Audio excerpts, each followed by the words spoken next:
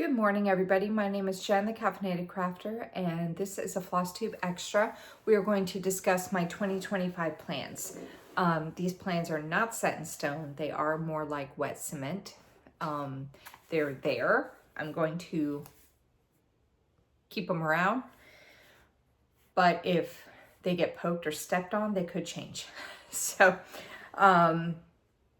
there are 7 sections to this. So hopefully it doesn't all run together.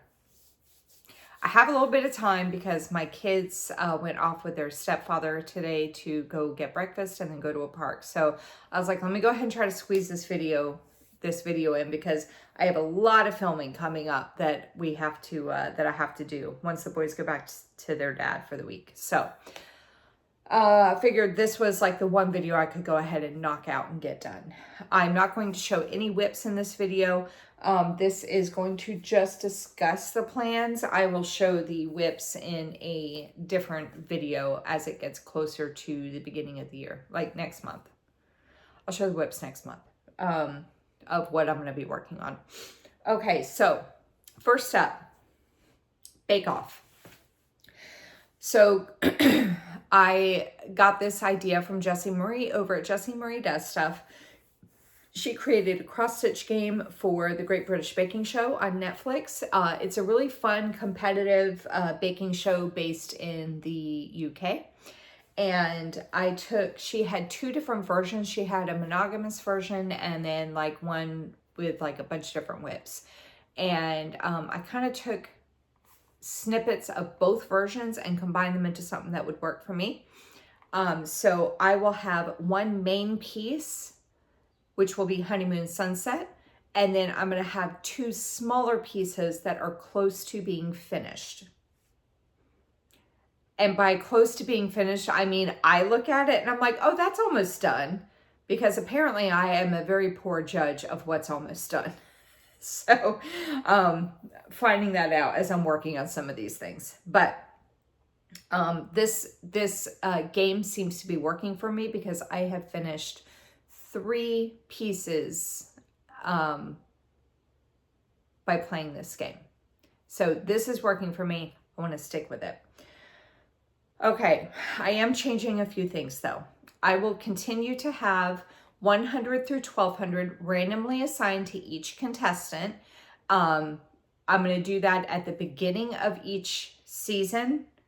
Even if I've already watched the season, I know who wins because I'm going to have them listed out alphabetically, or I guess it doesn't really matter. I'm just going to have them listed out and numbered. This is what I did last season, or at the beginning of the current season. I did 1 through 12 and I just listed the contestants out, and then I used a dice rolling app on my phone, and I was like, okay, 100 is going to go to, and I hit dice roll and I did a D12, and whichever one it landed on, like say it landed on D6, the contestant assigned to 6 gets 100. And I did that for 200 and 300 all the way, of course, until the end. So it doesn't matter if I've already seen the episodes. You could watch the same season over and over again and just change up who gets what stitch count. It doesn't matter. But if that player gets eliminated, or if a player gets Star Baker, their stitch count goes on Honeymoon Sunset. So if the eliminated baker has an 1100 stitch count and the Star Baker has a 1200 stitch count, then that would be 2300 stitches I had to put on Honeymoon Sunset. If anybody gets a handshake, it will be an additional 500 stitches for each handshake. I did change that. Currently, I'm like, oh, their stitch count will get that many stitches on Honeymoon Sunset. And then I was getting upwards of like 3,500 stitches that I was having to put on Honeymoon Sunset. I'm like, all right, this is, I mean, like I want the stitches on it, but it's like, this is getting a little ridiculous with everything else I have. So any handshake will be 500 stitches for each handshake on Honeymoon Sunset. Okay, the technical bake. This is where it can get a little bit confusing for people. So I have 2 smaller pieces. One piece is assigned to the odd stitch count 100, 300, 500, etc. One piece is assigned to the even stitch count, 200, 400, 600, 800, etc. When I look at the person who, the technical bake is in the middle of the show, and they have this item that they have to bake that is assigned to them by the judges in the show. And it's a blind judging. So the judges, the judges tell them, oh, I want you to make like, an opera cake. And they leave. The bakers have pared down instructions, the ingredients, no picture, no reference, nothing. And they have to create this opera cake. And then once their time is up, they take it up to the front, they put it behind their photo, and the judges come back in. The photo is facing away from them, so they don't know whose is whose. And they taste them all, judge them all, and they rate them best to worst. So I look at the person who came in last place and the person who came in first place, and I look at their stitch counts. And if they have an even stitch count, then those stitches go on my even stitch count piece. If they have an odd stitch count, it goes on the odd stitch count piece. There are some weeks where both first and last had the same type of stitch count. Both of them were even, both of them were odd. It doesn't matter. But those stitches will go onto those smaller pieces. Now, how do I know what stitches go on them? I have a formula that I got from Jessie Marie. In the beginning of this is where I'm changing it a little bit. In the beginning of the season, I'm doing n times 25 for last place and n times 50 for first place.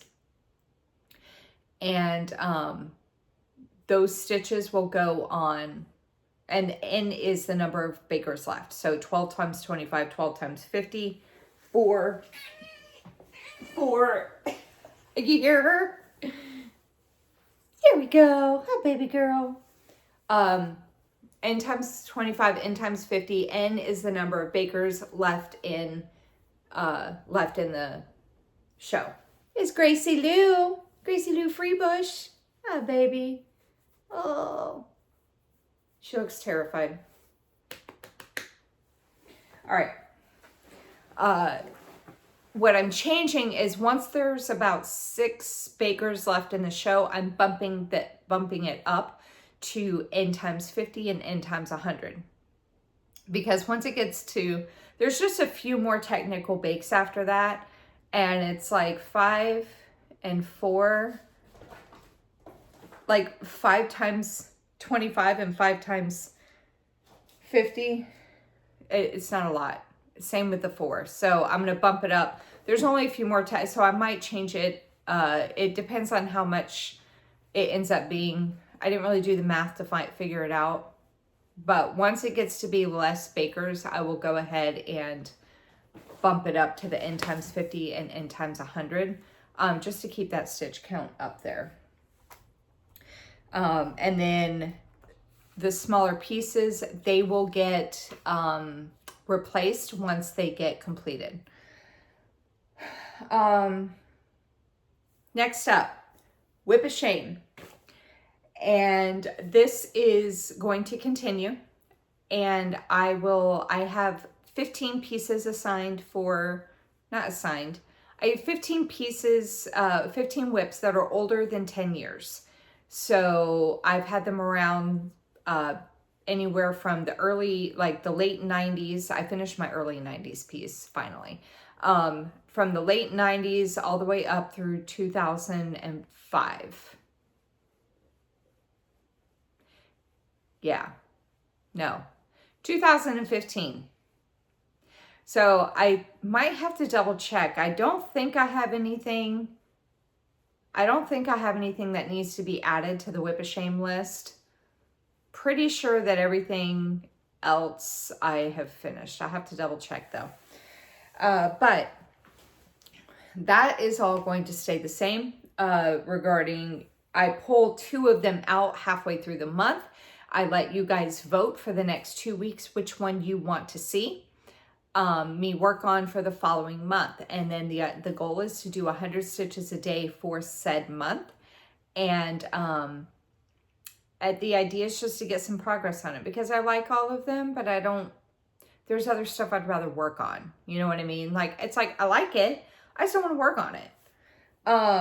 So that's going to continue. The only thing I'm going to change about it is that once it's worked on, I'm not going to have it be in the running for like 4 months. So like my whip of shame for the month of December is 3 bird watchers. Once December is done, I will not have it in the list for January, February, March, or April. It will not come back into action until May, and then it can be thrown back into the basket. So that will continue, and I will have to double check and see if any of my stuff, because all my stuff is like really old Dimensions kits, and I honestly do not remember if I have anything that I started that is from like 2015-ish. I have to double check. So that's whip of shame. Okay. Temperature stitching. I keep doing this because I'm like it separates the sections for me in my head, and maybe for you too. So yeah, that's why I'm doing that. Temperature stitching. Okay, so right now, so what I do for temperature stitching, I got the idea of whips assigned to temperatures instead of one temperature piece from Siski over at Siski Stitches. And I adapted it to work for me and my climate because my temperatures usually run in the same box. Doesn't really deviate a whole lot. Kind of pretty consistent with the temperatures, and then occasionally we'll have dips, but not enough that's worth it for me to have a whip assigned to every degree of temperature. And if I try, and I would end up working on the same crap over and over again, and it's super annoying. So what I do is I have 0 through 9, and I have a whip assigned to each one of those numbers. So it's 10 whips total, because you have 0 counts as 1. So you have 1 through 9, of course, that's 9 whips, and then you have the number 0, which counts as a whip. And then what I do is, you could do this any way you want. You could look at yesterday's temperature, actual temperature, and go off of that. You can look at the forecasted temperature, which is what I do. You could look at whatever temperature it is when you sit down to stitch. What's the temperature right now? Okay, I'm going to do that. And it's the second digit, or the third digit if it's triple digits, but it's the last digit of the temperature. Say the high is 84, you would put your stitches in on whichever project is assigned to the number 4. I do 100 stitches. Some projects it takes me longer to do that. Some I can whip 100 stitches out in 30 minutes. Depends on the count of the fabric, the type of project it is. Like, there are some, like if I'm just working on one color, like I can knock it out in less than 30 minutes. But if there's a lot of color changes, of course, it's going to take me longer. So I'm keeping that because that really, really works. Like I've seen, I think, all right, hold on. So Siski started it, and I got the idea from her. And then I think I've seen, between me and Siski, we have inspired Leanne over at Small Town Stitches. I'm trying to think of what videos I saw where they said it, because I was like, oh my God. Sarah Stitching Mommy and Darren Dizzy Stitcher. I know the 3 of them have started doing that because they've seen the progress that we've made on our stuff. And they're like, oh my God, you really do get a lot of work. So you don't have to do 100 stitches. You could do 30 minutes on a project. I also have subscribers who have started doing that after seeing the progress I've made. And they're telling me, I'm not doing 100, but I'm doing a strand a day. Like just one strand, they just put a strand of floss in, or they'll do 30 minutes or something like that. Whatever works for you, right? So, but I'm doing 100 stitches because that's what I like to do. And I'm changing it up just a little bit. So I look at the projected temperatures because I like to know in advance what I need to work on, because sometimes it is too much working on my whip of shame for 100 stitches and then the temperature stitching for 100 stitches. Although now I don't have the Haid style anymore. What? Because I finished it. So maybe I could go back to doing that. I don't really know. But anyway, I look at the projected temperatures. It doesn't matter. It doesn't matter if you do the actual temperature or if you do the projected temperature. It doesn't really matter. This isn't for like you're not going to hang it on your wall for future reference and people are going to be like, oh my God, you worked on that on the wrong day because it wasn't 84 degrees. It was actually 86 degrees. Nobody cares. Nobody cares about that. You can do it however you want. So I do the projected temperatures because I like to know ahead of time what I need to work on so I can adjust accordingly. So I'm going to do, I hope this works. I'm going to do the highs and the lows next year. Fingers crossed this works. And I really hope it works because this is going to be fun. So I'm going to have two separate whip lists. I'm going to have the highs as one set of whips. And I'm going to have the lows as another set of whips.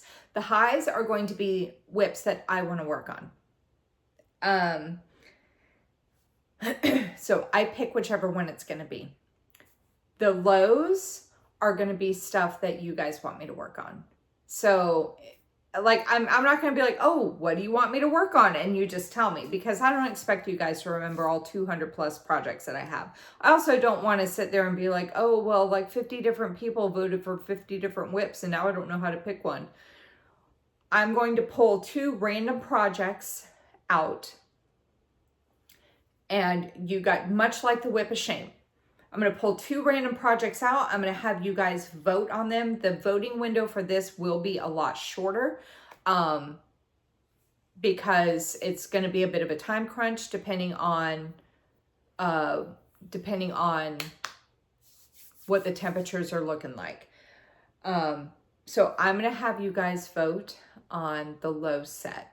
And that's one of the videos I have to film because I want you guys to vote on the first set that will start when the new plans go into effect, like end of December, beginning of January. I am also upping the replacement stitch count. So currently, once it gets worked on 10 times for a total of 1,000 stitches, I replace the piece. I'm going to bump it up to 2,000 for next year. So at 2,000, so 20 times it gets worked on, that's when it will get replaced.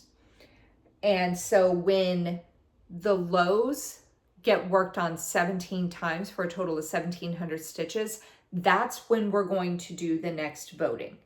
And I will actually, when I pull it out, I'll have an idea of how long that voting process will be. Like if it's going to be 1 week or 2 weeks or whatever, because when it hits 1,700, be like, okay, here's what you need to vote on.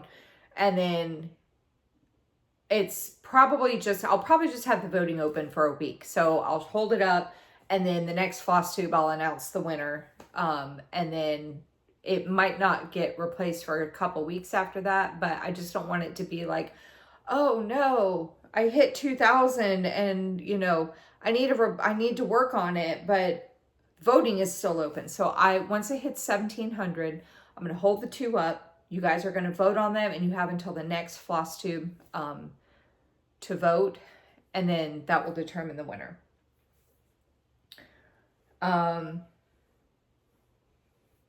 Again, fingers crossed that works.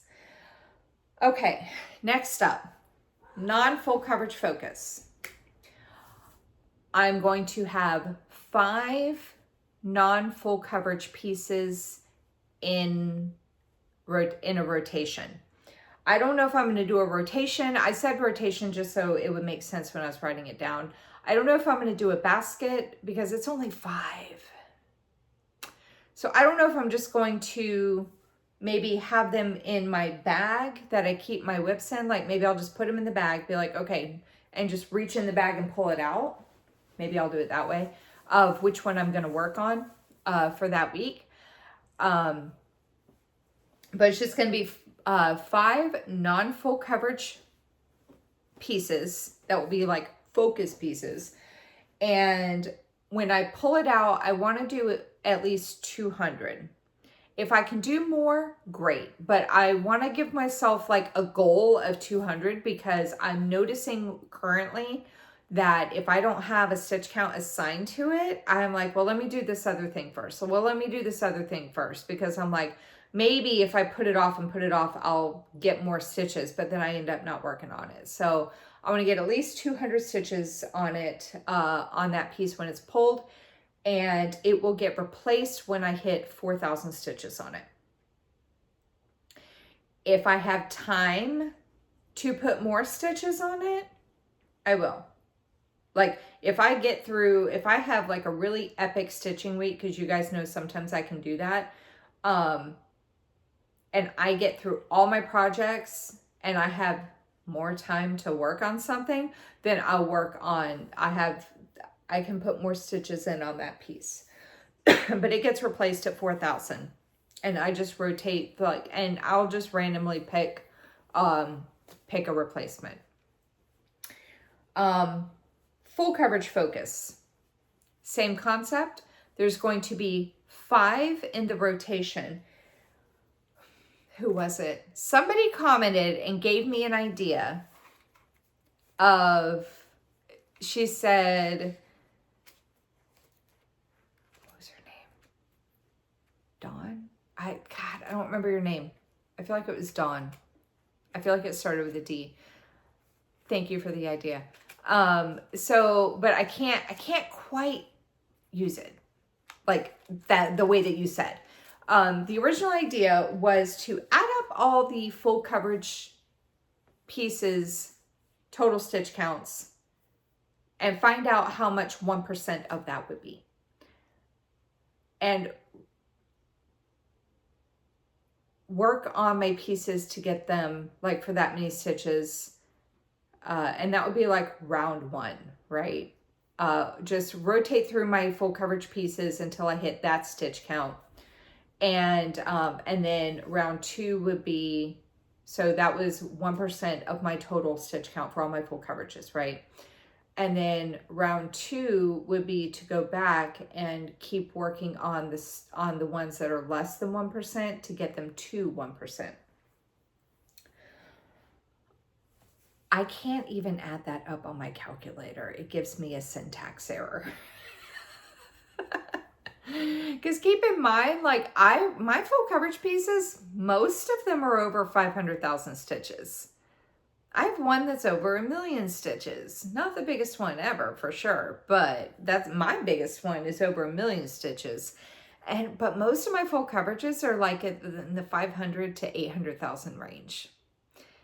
And I was trying to add it up. I really was. I was trying to add it all up just to see what the 1% would be, and it stopped me and gave me a syntax error on my calculator. So then I was like, well, let me see. I like the 1% idea because I was talking to Yoshi one night about my full coverage pieces because I've been focusing so hard on Honeymoon Sunset, and he said, what are you going to do about your other pieces? Because you're going to get Honeymoon Sunset, like this great amount of progress, and then you're going to have like pieces over here with like 2,000 stitches on them out of like, 5,000 or 500,000. So what I decided to do was for my full coverage focus is I listed out the full coverage pieces that are less than 1%, and there's 18 of them. I have 18, which is pretty good because I have like 60 plus full coverage whips. So the fact that only 18 of those 60 plus full coverages are less than 1%, that's pretty darn good in my opinion. So out of those 18, I randomly picked 5 of them to be in my rotation. When I pull one out for the week, I want to put in at least 300 stitches on it, or more if I have time. And I'm going to rotate through them until they hit 1%, those 5. Once one of them hits 1%, I'm going to pull another one of my less than 1% pieces and replace it. So I'll always have 5 in rotation until they hit 1%, and then they come out of rotation. And of course, that number is going to drop down further and further with how many is in rotation once the idea is to get all of them to 1%. So it'll get to a point where I only have 1 left. And I just keep working on that until it hits 1%. And then once that's completed, which I think that this won't come into fruition until 2026, but just a quick, well, what happens when you do that? Once that's completed, then I'm going to look at all of my whips. Of course, those 18 will be on it. And then anything else that is less than 3% complete, I'm going to add to the mix. So then I'm going to work on getting all of those to 3%. Now, anything that's over 1% still comes into play with all of my other stuff. I can put it into temperature stitching. I can put it into Monopoly. And that's it for right now. But I will still be working on my other full coverage whips. So they will still be getting progress on them. But for right now, my full coverage focus pieces are going to be anything that's less than 1%. And I rotate through them until they all hit 1. And then it'll be anything less than 3%. If I have any full coverage starts, like if I start a full coverage piece, then yes, that will go into the rotation. So that...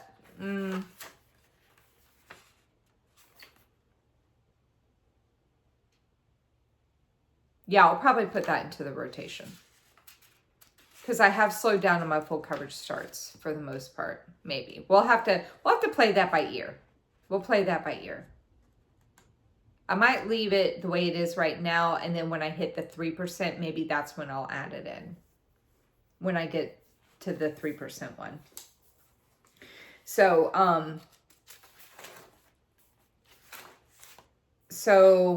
yeah. So once a piece hits, did I do the thing for the full coverage? I don't know if I did. Oh, boo hiss.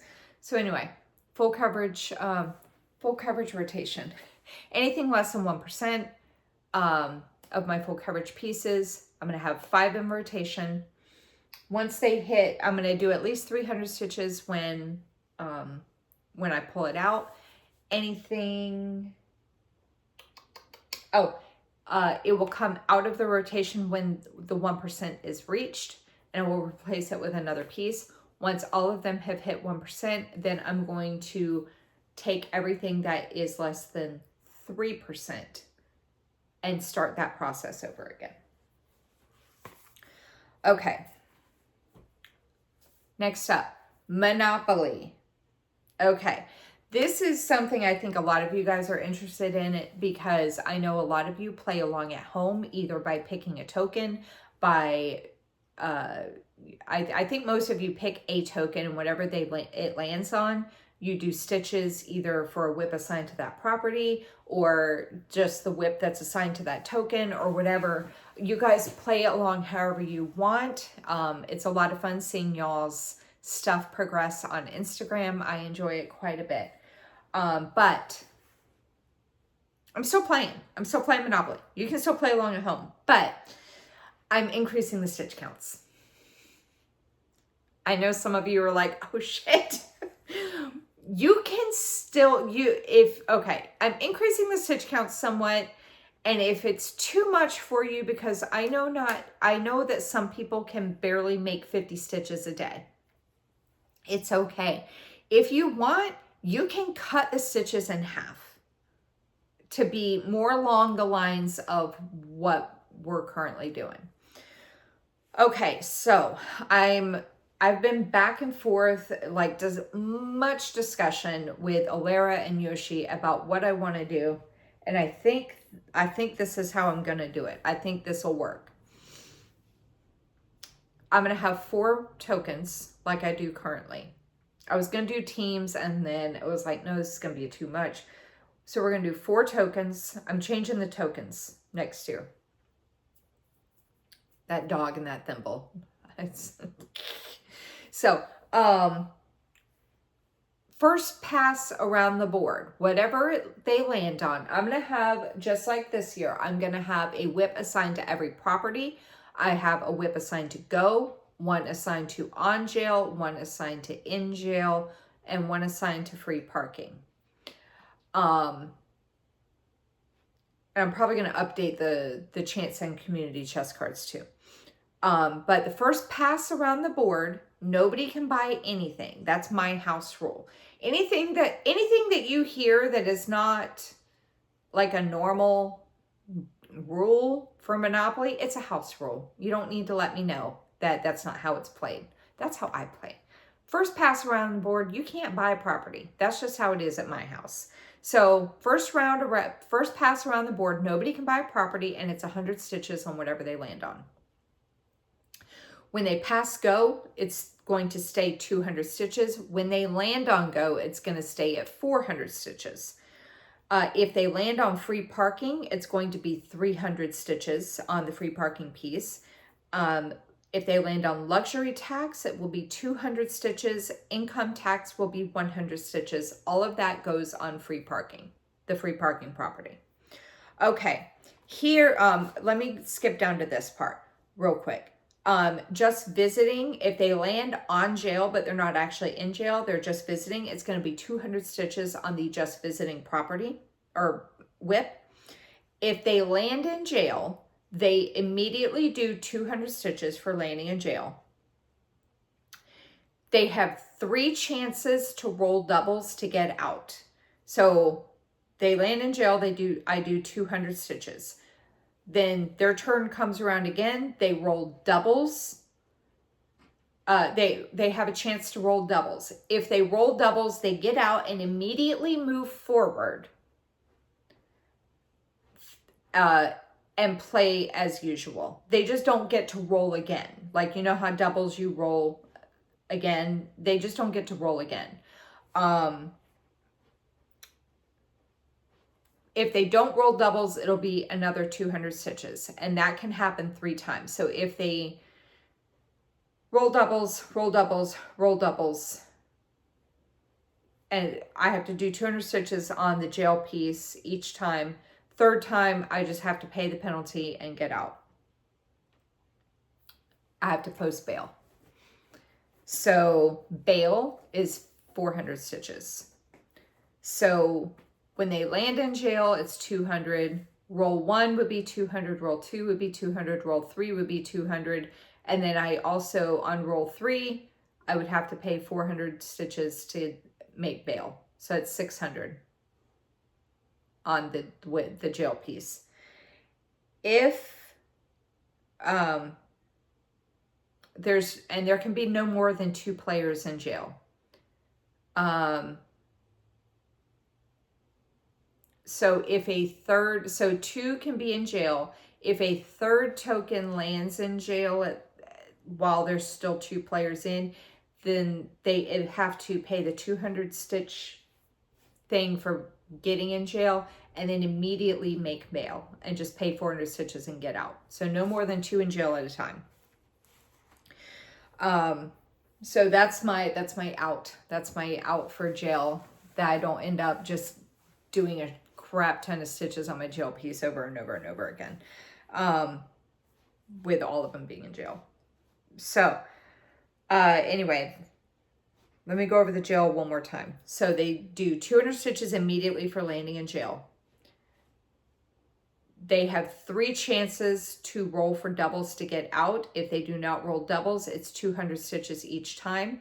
That 3rd time, they also have to pay 400 stitch penalty to make bail to get out of jail. If they roll doubles, they immediately move and play their turn as usual. They just don't get to roll again for the doubles. If I have 2 players in jail already and a third person lands in jail, they just do a total of 600 stitches, the 200 for landing in jail, 400 for bail to get out of jail immediately. Okay, now we're getting to the properties. There are a total of 22 properties and 6 railroads and utilities. So there's 4 railroads and 2 utilities. I combine them into one. 22 properties like St. Charles Place, Virginia, New York, like all that stuff. 22 of those and 6 railroads and utilities. Purchase and rents, like all this is going to be the same across the board. I was discovering that the 50 stitches on side 1 for rent is really making my eye twitch. I don't like it. So here's how we're going to change it. All properties, railroads, and utilities are going to be 400 stitches to purchase across the board. Doesn't matter if it's Park Place. It doesn't matter if it's Baltic Avenue. It's going to be 400 stitches to purchase until 11 properties or 3 railroads and utilities have been purchased. And when I say or, I mean they're separate. Like if 11 of the properties have been purchased, but only 1 railroad has been purchased, the property's rent or purchase price goes up to $600.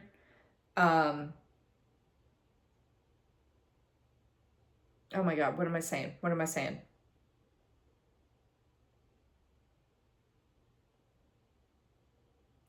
The property's purchase price goes up to $600. The railroads and utilities stay at $400 until 3 of them have been purchased. But once half of their category has been purchased, their purchase price increases from $400 to $600.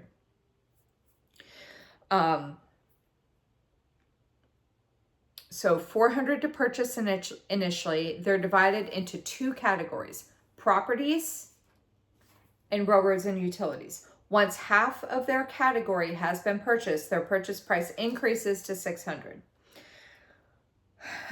All rent starts at 200 stitches. Everybody has a rent of 200.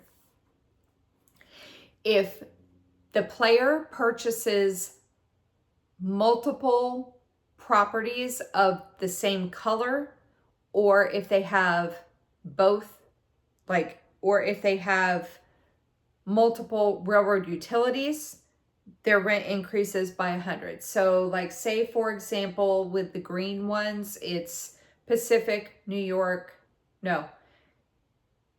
The green properties is Pacific, North Carolina, and Pennsylvania, right? And let's just say I'm playing with the cat and the cat purchases North Carolina. The rent for that will be $200. Say the cat goes ahead and purchases Pacific, then both the rent for North Carolina and Pacific goes up to $300. If the cat purchases Pennsylvania and owns all 3 green properties, the rent increases to $400, $200, $300, $400. If the cat purchases Waterworks, rent is $200. If the cat purchases Waterworks and Reading Railroad, the rent goes up to $300. If the cat purchases, so it increases every 100. I'm keeping the railroads and utilities in a separate category. It's going to be together because there's only 2 utilities, so it's whatever.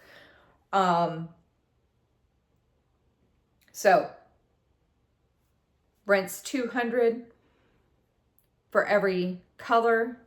Like when they own multiple of the same color or in the railroad utility category, the rent increases by 100. Once a player, I took the total number, which was 28 of properties, railroads, utilities. It was 28. Divided it by 4 because that's how many players I have. I got 6. Right? Or is it 7?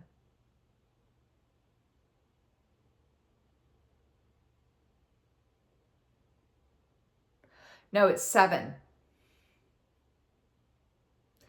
7 times 4 is 28, right? Jesus. Good job, Jen. I sat here. Yeah, it's 7. I don't know what I was thinking. 7. Once, okay. Once a token owns 7 properties or railroads or utilities, once it owns 7 places, oh my God. Once it owns a quarter of the available properties to purchase. So once it owns 7 properties or railroads or utilities, all of its rent increases by 100. So say the cat purchased like all 4 railroads, all 3 green properties, right? That's 7. There's its 7. So all of its rent would increase by 100. So the green properties, if they're all owned by the same player, that would be 200, 300, 400, right? And then if it owns enough properties to bump up the rent, it would go up to 500 for the rent.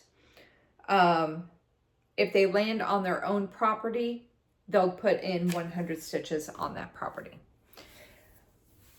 And then the pieces will get replaced. The whips will get replaced when they hit 4,000 stitches. I know a lot of you love the tracking. Okay, so tracking. Tracking. This is where I know a lot of you guys just love. Some of you don't really care, but a lot of you really love it, as do I. So I'm continuing with the whiteboards. I'm going to have to purchase another one, I think. I have one whiteboard. I'm looking at the whiteboards that I have right now. So I have one whiteboard that I can use for the temperature stitching because I can do 10 and 10. And we'll count down from 2000. I have 3 big whiteboards. I'm trying to think if I'm gonna have to buy a 4th. So 3 big whiteboards. So one will be for temperature stitching. One will be for the full coverage and non-full coverage focus pieces. Oh, I forgot one more thing. Wait. No, back up from tracking. New starts. Hold on, I forgot something. Go back. New starts. Same concept. I'm going to have up to 5 in the rotation. I can pull 1 new one every week out of my bin until I get to 5. I want to do at least 200 when I pick it. Once I hit the 5, I rotate. Once I hit 5 new starts on my list, I rotate through those 5 until they hit 3,000 stitches. And then they get replaced with another new start. But when I pick them, I want to put in at least 200 stitches on them. But yeah, so they'll get replaced at 3,000. Okay, back to tracking. Okay, so one whiteboard will be for temperature stitching because I can do 10 and 10 and we'll count down from 2000. My second board I can do, because I have like 20 fit on there pretty easily with the top borders. So board number 2 can be temperature, can be new start, non-full coverage, full coverage. Yeah. Board number 3, I'm going to have to get a 4th board because board number 3 would be Monopoly, but I can't fit all the pieces on Monopoly. I can't fit all of them. So I'm going to have to get a 4th board because I need to have one board for the properties and one board for the other pieces, the railroads, utilities, and the specialty, like the corners. I just need to decide if I want to have either the 2 brown properties be on the specialty board, or the 2 Park Place and Boardwalk, the 2 end pieces, be on the specialty board, because there's 22 properties and I don't want to be squeezing everything in when I have to have a second board anyway.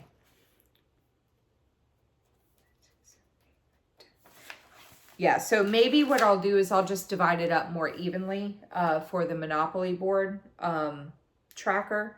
I'll just kind of spread it out so it's a little bit more loose, because there's 22 properties, and then between the railroads, utilities, and corners, there's 10. So maybe I'll just spread it out between the 2, because I'm not putting where they are. Like if I have Spanish Sampler, for example, is on Baltic. It's not, but let's just use that for an example. I'm not going to have, like, on my tracking board, Baltic, Spanish Sampler. Like, I'm not doing all that. I'm just listing the property and counting down from 4,000 for that. So I'm going to have a 4th board for that. And let me think real quick.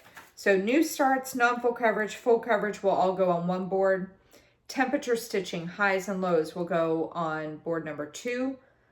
Boards 3 and 4 that I'm going to have to get will be for Monopoly. Bake Off and Whip of Shame will go on my smaller board that I currently have my focus pieces on, because there's going to be 3 for that. Now, yeah, that'll work. So I just need to get 1 more board.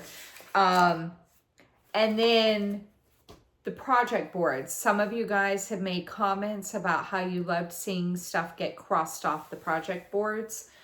I'm going to get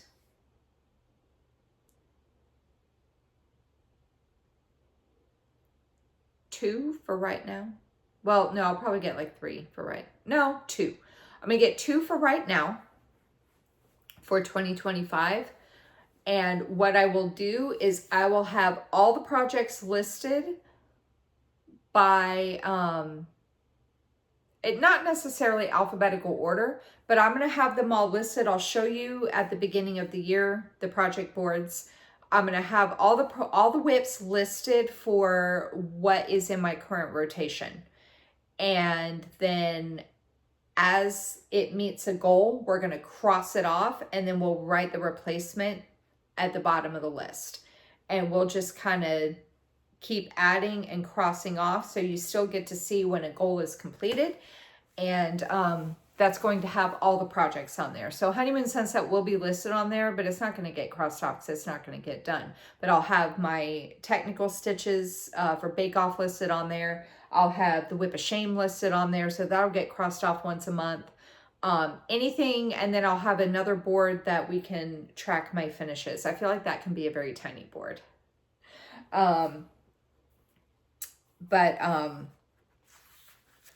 Yeah. So we'll have all the whips that are in play will be listed on the project board, and then once it hits its goal, we will cross it off and write the replacement at the bottom of the list. Now, I know some of you are listening to these stitch counts and you're like, what the hell? How are you going to get all this done? I don't know.